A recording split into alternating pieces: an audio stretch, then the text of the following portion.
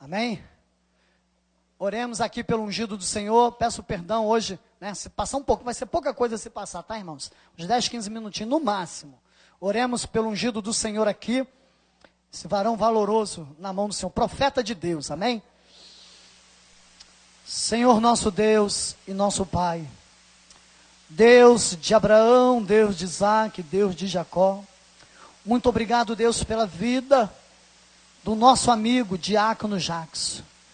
Deus, em nome de Jesus, quero eu te pedir uma bênção, Pai, especial pela vida dele, porque muito, Deus, ele tem se esforçado na tua obra, com amor, Senhor, ele tem feito a tua obra neste lugar e em tantos outros. Pai, muito obrigado, porque o Diácono Jackson, para a minha vida, para o nosso ministério, é um presente. Deus, que tu venha abençoar, que tu venha, Deus, realizar os sonhos do teu filho, que tu venha, Deus, fazer infinitamente mais, Pai, do que ele pede ou pensa. E nesta noite, Deus, ele está com a responsabilidade de ministrar. Eu sei que o Senhor é com ele. Deus, usa teu filho, Deus, com poder e glória. Deus, prepara os nossos corações, Senhor, para recebermos a tua palavra, porque escrito está: nem só de pão viverá o homem, mas de toda a palavra que procede da boca de Deus. Usa teu filho, Deus, como tu tem usado, em nome de Jesus.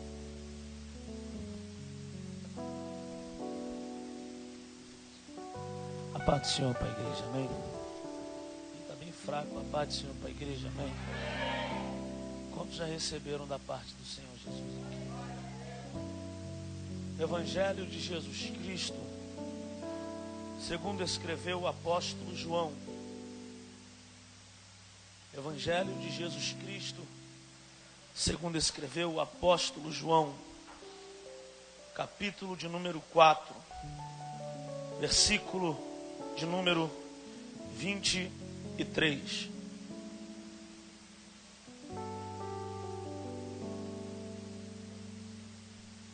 Evangelho de Jesus Cristo, segundo o apóstolo João, capítulo 4, versículo de número 23. Eu quero agradecer a Deus por mais uma oportunidade. Irmão, nós estamos com a garganta um pouquinho rouca, que a banda Gadara e o Ministério de Louvor estavam cantando aqui. A gente tem que gritar um pouco também. Agradecer o Carlos Maca, sempre sofre na minha mão, mas Deus é poderoso. Quem achou, diga amém. Deus tem uma palavra para os nossos corações. Evangelho segundo escreveu o apóstolo João, capítulo 4, versículo de número 23, que diz assim: mas a hora vem, e agora é, em que os verdadeiros adoradores adorarão o Pai em espírito e em verdade, porque o Pai procura a tais que assim o adorem. No 3 a igreja vai ler o versículo 1, 2, 3.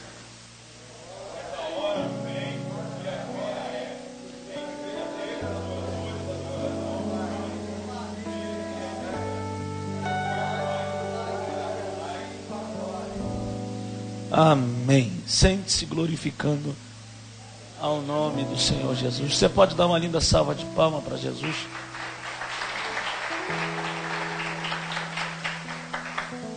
Nós acabamos de ler um texto da Bíblia Sagrada. Revela-nos acerca do livro escrito pelo apóstolo João, o capítulo de número 4, o versículo de número 23, que narra, que nos lembra a trajetória do ministério do nosso Senhor Jesus Cristo. Ministério este que começou com revelações, começou com manifestações de poder, de graça e de autoridade. O capítulo 4, ou o livro que João escreve, ou a carta que João escreve, ou o evangelho de Jesus que João escreve, é um evangelho longo, mas é um evangelho objetivo. E nós entendemos que este evangelho, quando o escritor João, ele escreve, ele vai separar, ele vai dividir o ministério de Jesus Cristo em 3 etapas. A primeira etapa que João, ele separa ou divide o ministério de Jesus, é a etapa da manifestação, é a etapa da aparição de Jesus. Aparição esta que deu a Jesus com 12 anos de idade. Jesus no templo ensinava os doutores e os magistrados da época. A segunda etapa que o João ele vai relatar ou vai dividir é aquela de mais ênfase no Evangelho de João, que é a etapa da popularidade. É a segunda etapa. A terceira etapa que João divide o Evangelho é a etapa da oposição. Jesus em seu ministério passou por 3 etapas que defraudou e até mesmo complicou a sua passagem nesta terra. Jesus, com aproximadamente 30 anos de idade, começa o ministério, começa a sua chamada. Não que ele não tivesse a chamada, mas de fato os 3 anos anterior à sua morte foram os anos de maior manifestação, foi o ano de maior auge, foi o ano de mais ênfase. Os 3 anos anteriores à sua morte foi onde houve a divisão entre a sua aparição, a sua popularidade, ou a divulgação de seu ministério, e a oposição. Todos aqueles que servem a Deus, todos aqueles que passam pela casa de Deus, essas 3 etapas ou 3 fases estarão sobre a sua vida. A parte da aparição, a parte da divulgação e a parte da oposição. Toda obra tem a sua aparição, toda obra tem a sua divulgação e toda obra tem a sua oposição. E o Evangelho de João, ou que João escreve, ao capítulo 4, o primeiro versículo vai relatar que este era o 2º ano do ministério de Jesus. Jesus aqui estava no 2º ano de seu ministério, porque o versículo 1 enfatiza e nos traz a memória ao ponto de nos revelar: e veio o Senhor a saber, que tinha chegado ao ouvido dos fariseus, que Jesus batizava mais discípulo do que João. Aí está o tempo da divulgação, aonde as pessoas, elas ouviam falar que Jesus estava sendo glorificado, que Jesus estava sendo manifestado. O que eu tenho uma palavra de Deus ao teu coração esta noite, que o tempo que tu estás vivendo, o tempo de hoje para a tua vida, será o tempo da divulgação de Deus, o tempo da exaltação de Deus. Este tempo vai chegar na sua vida. E Jesus passou, e esse período era, e a divisão do primeiro versículo é que: e veio o Senhor a saber, que os fariseus tinham ouvido falar que Jesus fazia e batizava mais discípulos do que João. O versículo seguinte diz: de tal modo ele não fazia, mas sim os seus discípulos. Estes primeiros versículos, ele nos traz à memória a 3 personagens, ou a 3 pessoas. A primeira classe eram os fariseus, que eram os doutores da época, os conhecedores da lei e de toda a sabedoria da lei mosaica.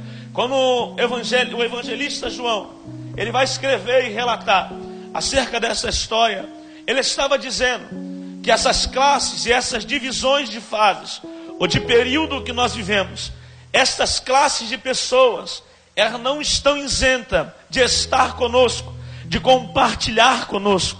Os fariseus da época simbolizavam a pessoa física, aonde aparentemente eles adoravam a Deus, eles glorificavam a Deus. Para explicar o contexto desta história, fariseu aqui representava a adoração externa, a manifestação a externar a adoração a Deus em uma forma física.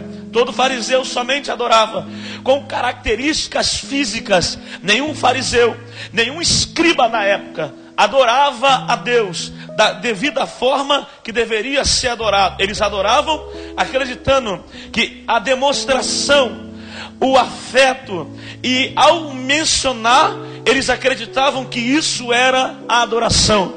De outro contraste a essa classe de pessoas, lá estava o profeta por nome João, que também acreditava que deveria adorar a Deus. E a adoração de João era uma adoração certa, porém limitada. A adoração de João era uma adoração de arrependimento.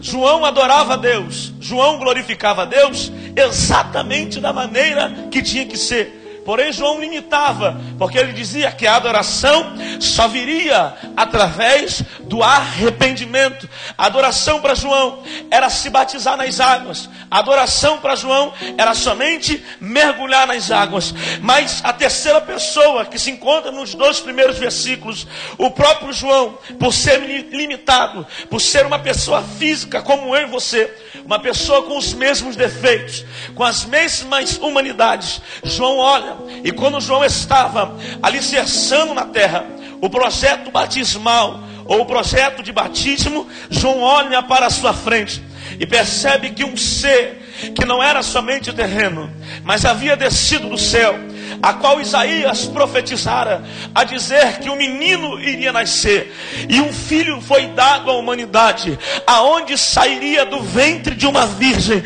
e o seu nome não seria outro, a não ser Emanuel, Deus conosco, Pai da eternidade e Príncipe da paz. Quando João percebe que aquele que vinha, ele não vinha com características humanas somente, ele via além disso, ele estava vindo como um ser limitado na terra como homem, mas um ser ilimitado nos céus como Deus. Jesus na terra, ele tinha uma forma humana, carne humana, pensamentos, mas pensamentos que não eram humanos. Jesus na terra, vou repetir, tinha carne humana, limites humanos, como por exemplo, sentir fome, sentir sede, sentir cansaço, mas no seu pensamento, o seu pensamento era como águia, as suas palavras como água viva, os seus olhos como chama de fogo, os seus pés como latão reluzente. Ei, lá vai uma palavra de Deus para o teu coração.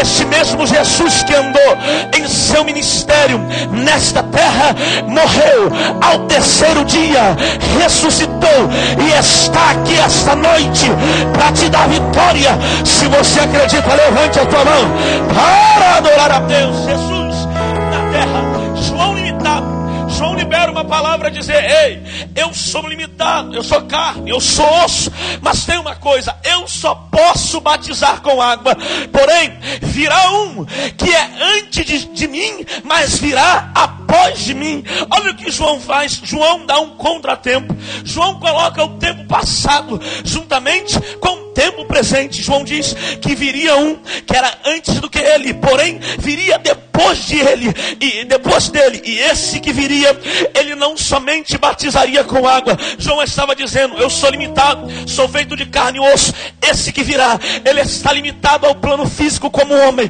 mas ele vem antes de mim. E segundo o profeta Jeremias, este que vem antes dele, esse que existe antes dele, ele foi criado antes da criação do mundo. Segundo o livro do profeta Isaías, capítulo 43, versículo 13, olha que Isaías diz, profetizando acerca deste que viria depois de João, mas era antes de João. O profeta Isaías levanta a voz como arauto na terra de Jerusalém e diz assim: ei, Deus é poderoso e nenhum outro há que possa ser igual a ele, porque ainda antes que houvesse dia, na tradução original é ainda antes que houvesse tempo, ainda antes que houvesse hora, ainda antes que houvesse calendário humano, ainda antes que houvesse distorção de tempo ou divisão entre céu e terra, ou divisão entre luz e trevas, ele já existia.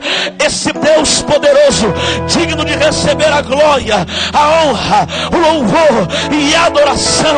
Ei, deixa eu liberar uma palavra profética para você. A palavra de Deus esta noite vai te revelar que Jesus é antes de nós, mas também veio depois de João. O que significa é que passaria pelos mesmos anseios, sofreria os mesmos sofrimentos, pelejaria as mesmas pelejas, estaria tentado as mesmas tentações, mas teve o poder e venceu a morte. Deixa eu te explicar uma palavra. Sabe por que a igreja é vitoriosa? Não porque nós acreditamos em uma cruz, não porque nós acreditamos em um homem que veio, morreu e ficou pendurado em uma cruz fincada de madeira de acácia. Não, a igreja é vitoriosa porque nós acreditamos que um homem veio na terra, foi pendurado no madeiro, com uma cruz, sangrou, esteve com seus pés furados, as suas mãos furadas. Passou um sábado e disseram: ele precisa de uma sepultura. Lá vem João e lá vem os discípulos, mais um homem chamado José de Arimateia pegou ele e colocou ele dentro de uma sepultura. Mas ao domingo pela manhã, quando pensaram que ele precisava de ajuda para tirar a pedra do sepulcro, a Bíblia diz que quando o homem chegou lá, disse assim: ó, ei, a pedra já rolou, aquele que veio no sábado não está mais aqui, porque ele já ressuscitou. Ei, a igreja é vitoriosa, porque nós cremos em um Deus que é vivo, nós cremos em um Deus que é Espírito. Deixa eu ver se Deus é vivo nesta noite sobre a tua vida. Levante a mão para adorar.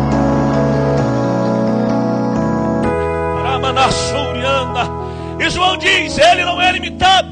Eu batizo com água, mas ele virá e batizará com o Espírito Santo e com fogo.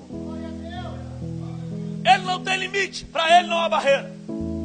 E esse texto que nós lemos estava nos revelando acerca que Jesus tem o poder de fazer as coisas sobrenaturais. Porque o versículo 23 vai dizer um tempo, como nós já falamos, ou um contratempo, aonde se diz: olha, a hora vem e agora é.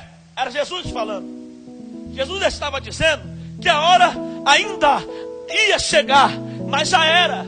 Como pode Jesus dar um contratempo no tempo presente? Porque Jesus estava falando primeiro de algo que iria vir. Depois Jesus fala de algo que já era. Sabe por que Jesus primeiro fala do futuro, para depois falar do presente? Porque só Ele conhece o futuro. Se Jesus chegasse para você esta noite e dissesse para você que se você chegasse aqui e falasse no teu presente, qual era o teu presente? Frustração, problemas, batalhas, circunstâncias, eu duvido que você estaria aqui. Você não estaria. Se Jesus dissesse para você que você teria que perder tudo que você conquistou na terra, se Jesus dissesse para você que talvez deveria negar pai e mãe para servir a Ele, sair dos braços do pai e da mãe para servir a Ele, eu duvido que você estaria aqui. Eu não estaria. Mas Jesus disse: ei, vem, vem, porque eu não vou te mostrar primeiro o teu presente, deixa eu te mostrar o teu futuro. Aí eu abri a Bíblia quando eu me converti, no livro de Apocalipse, capítulo 21 e 22, e lá está escrito: adivinha Nova Jerusalém. E que Nova Jerusalém será essa? Aonde não haverá ranger de dentes, não haverá choro, não haverá pranto, a morte não vai pegar. Aí eu fiz uma pergunta a Deus, perguntei por quê. Aí Jesus, na palavra Apocalipse 22, disse: porque lá nós pisaremos nas pedras de fogo, lá os muros serão de jaspe. E eu perguntei: mas por que? Ele disse: porque a igreja será arrebatada para os céus e nós vamos adorar ao Rei da Glória. Deixa eu ver quem acredita em Jesus. Deixa eu ver quem acredita. Abre a tua boca para adorar. Abre a tua boca. É por isso que ele revela primeiro o futuro. Olha, adivinha um tempo, adivinha uma classe, adivinha algo. E ele fala logo do presente. Porque ele sabia que se ele falasse do presente, você não estaria aqui. Ele sabia que se ele te revelasse o que você iria passar, você não estaria aqui. É por isso que ele disse: a hora vem e agora é. Aleluias.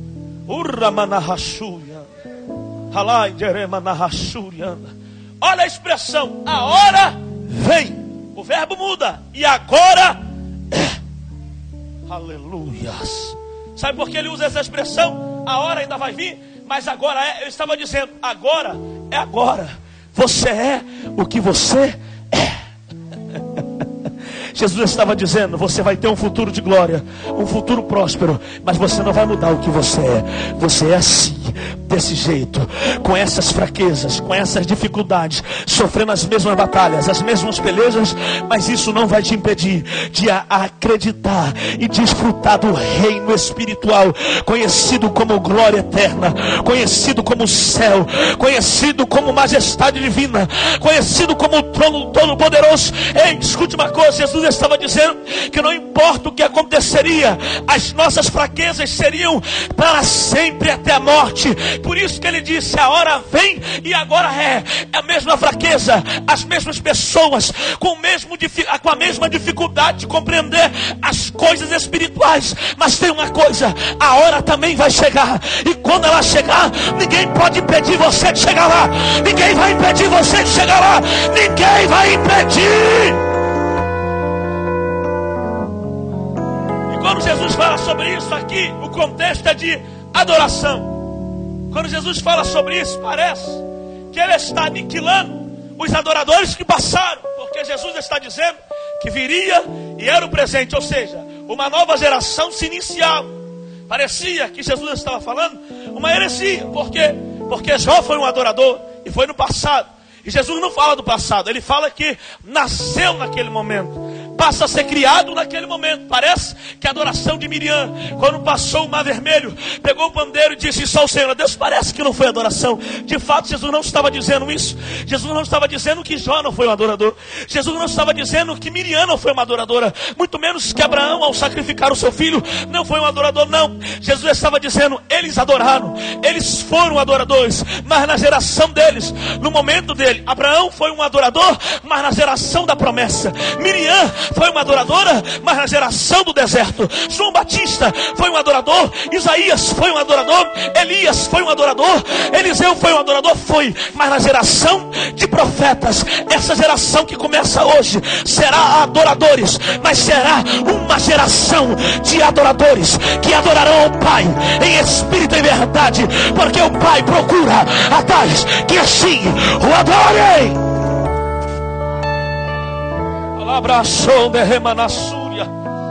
Jesus estava dizendo que eles eram adoradores, porém a geração era diferente. Abraão participou em Gênesis 22 de ser o maior adorador do Antigo Testamento para mim.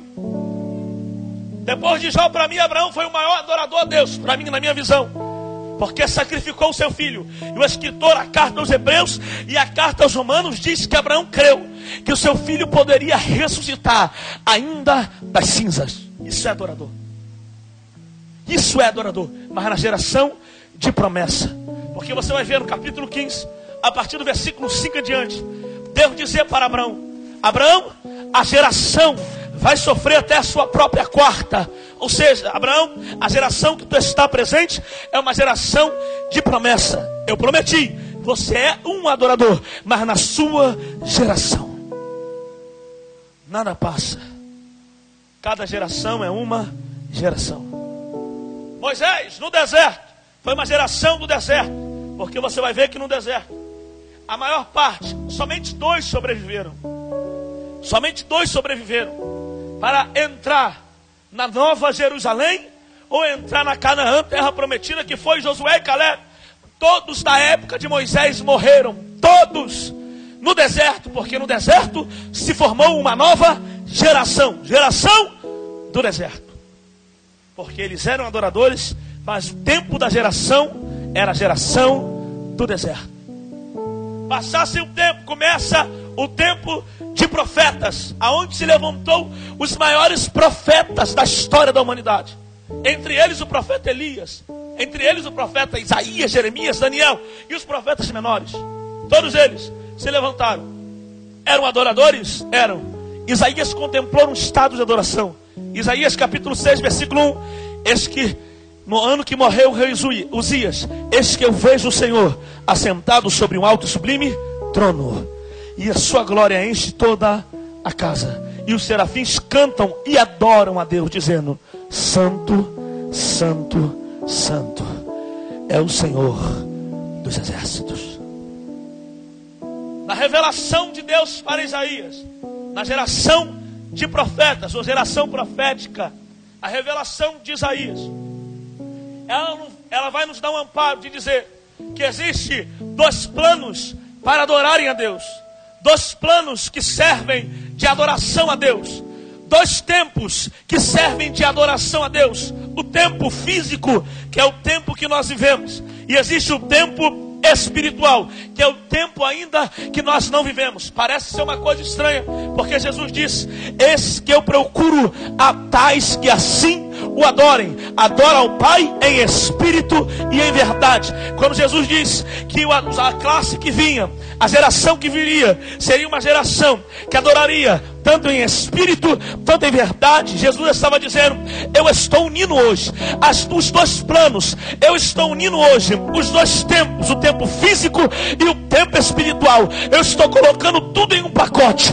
para todos adorarem a hora que quiserem, no tempo que quiserem. Não precisa mais de entrar no tabernáculo para adorar, não precisa mais de sumo sacerdote, porque já vou morrer na cruz e vou permitir que todos me adorem. Sabe o que Jesus estava dizendo?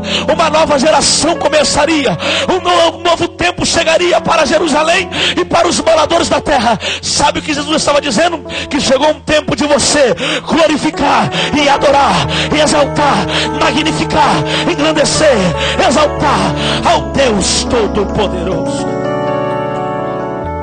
O plano físico, estamos limitados a adorar a Deus. Vou te explicar uma forma de adoração no plano físico. Você acabou de ver eles pegando os instrumentos e adorando a Deus. Precisamos da caixa de som hoje. É hoje, estou falando hoje.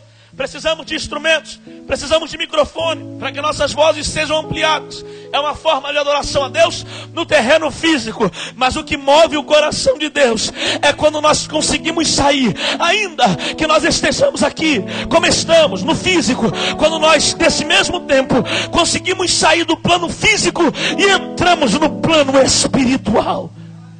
Aí está a diferença. Em João 4:23, Jesus estava dizendo que a adoração, essa geração que começaria, ele estava unindo. Ao mesmo tempo que nós estivéssemos no plano físico, limitado a essas matérias, limitado a este plano, nós ao mesmo tempo poderíamos estar no céu, adorando, glorificando, exaltando, magnificando. Você não entendeu? Você não deu glória a Deus? Adorando, glorificando, exaltando e adorando ao Deus Todo-Poderoso. Jesus estava unindo, estava como se fosse um soldador, ele estava soldando as suas placas. Aonde no Antigo Testamento a adoração era necessário um sacrifício, no Novo Testamento Jesus disse: não, a partir de hoje o sacrifício eu recebo da alma, para depois receber do corpo. Eu primeiro preciso receber da alma, eu primeiro preciso receber a adoração interna, para que chegue no trono dos céus. Sabe o que Jesus estava dizendo? Que você esta noite, limitado às fraquezas que você está, aos problemas que você passa, às dificuldades financeiras, os problemas materiais, os problemas sentimentais e psicológicos da tua vida, Jesus estava dizendo: com esses mesmos problemas, isso não vai impedir você de sair do teu corpo físico e entrar na minha graça para me adorar, mas não adorar com esse corpo, adorar em espírito e em verdade. É por isso que você é fraco do jeito que está, arrebentado, sem nada para comer, sem nada para se vestir. Você consegue chegar nesta igreja, talvez veio de longe, consegue chegar aqui e derramar lágrimas, porque você não está adorando com essa matéria, você está adorando com a tua alma, com o teu espírito. Oh, quantos podem adorar?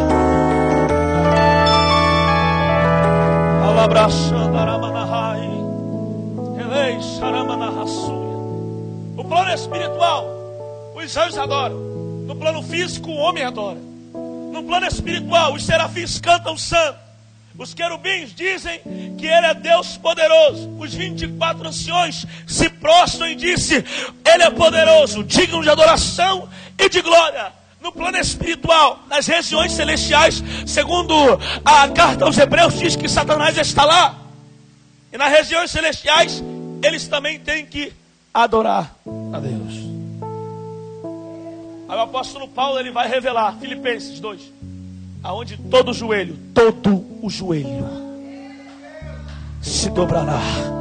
Aí ele faz a divisão do que eu acabei de dizer: nos céus, embaixo na terra e na terra, e toda língua terá que confessar que Jesus Cristo é o Senhor, para a glória de Deus Pai. Aqui eu te revelo o maior segredo da tua vitória, porque o diabo está assim: eu vou arrebentar, eu vou acabar com ele, vou destruir a vida dele, vou destruir os sonhos e projetos dele, eu vou tocar em tudo, vou arrancar tudo.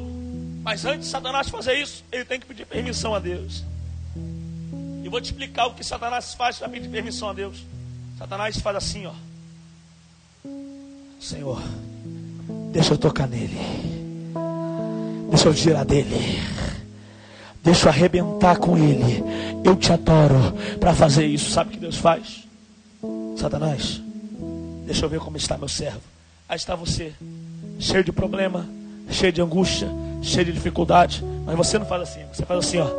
Deus, me dá força, me sustenta, me capacita.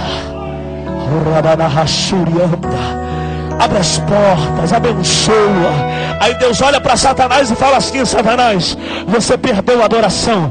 Eles adoram em espírito e em verdade. Não toca, não toca, não toca, não toca, não toca. Me mostra onde está isso na Bíblia. Carta aos Hebreus. Eis que o Senhor Jesus nos colocou assentado sobre um trono de glória nas regiões celestiais para vencer Satanás e seus demônios. Ei, é uma coisa: você é vitorioso, você é grande, você é grande, você é grande, você é grande, você é grande.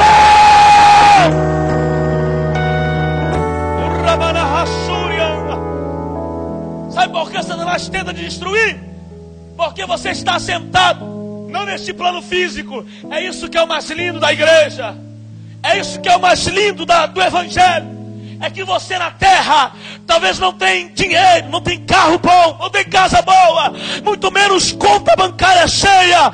Mas a Bíblia diz que nas regiões celestiais, em um adorador espiritual, você está sentado sobre um trono de glória e ninguém pode tirar de você, nem Satanás. Levante a tua mão para adorar. Alabraçandarai. Eu sinto uma unção, sinta esta unção que eu estou sentindo aqui.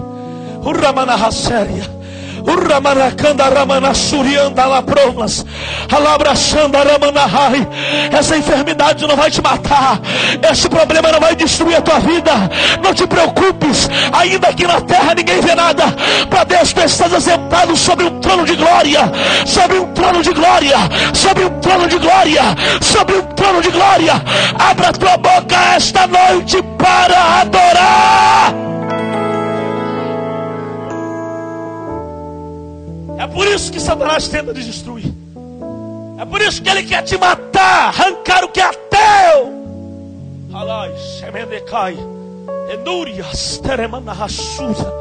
Mas Deus está dizendo: aqui tu não toca. Pode arrancar o físico, pode tirar o terreno, mas o espiritual ninguém tira de ti. Pode arrancar a tua casa que foi pago com o dinheiro do homem. Pode arrancar o teu emprego que foi dado com o dinheiro do homem. E vou te explicar. Sabe por que ninguém tira o trono espiritual? Porque não foi pago com real, muito menos euro, muito menos dólar. Foi pago com o precioso sangue de Cristo derramado. Ai, salabra séria. Levante a tua mão para adorar. Levanta, levanta, levanta, levanta, levanta. Urramana séria. Ninguém vai tirar de você, ninguém vai destruir de você. Deus vai te abençoar. Fique de pé em nome de Jesus. Nosso tempo esgotou. Alabraçandarai. Alabrahassuria. É minari que a séria manahas. Urramanahassuria. Fecha os teus olhos. Renovar. Renovar, voz. Bem forte. Bem forte. Coloque a sua mão no seu coração. Tem uma palavra profética. Alabraxéria.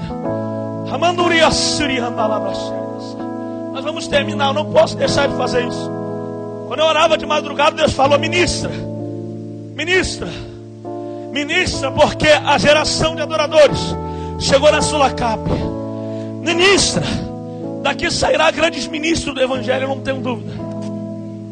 Daqui sairá grandes profetas, grandes homens e mulheres de Deus a pregar o Evangelho nas nações.